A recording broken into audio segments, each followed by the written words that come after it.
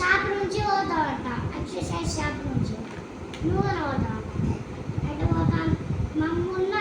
మమ్మున్ని పోతాడంట. మమ్మున్ను బాబాయ్ మామున్ను పోతాను.